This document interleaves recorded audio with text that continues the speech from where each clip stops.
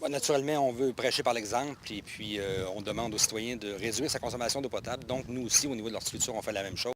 C'est-à-dire qu'on installe des tanks comme ça et puis on va récupérer l'eau de pluie qui va nous servir à arroser nos fleurs, nos mosaïques et nos arbres.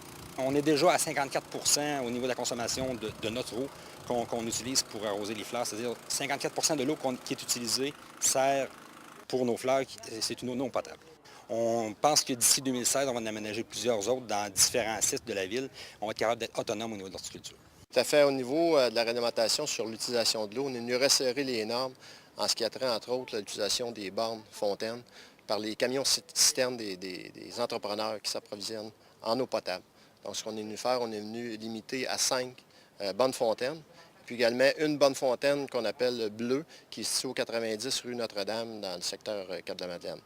À cet endroit-là, c'est totalement gratuit si un entrepreneur prend de l'eau de cette bonne fontaine-là.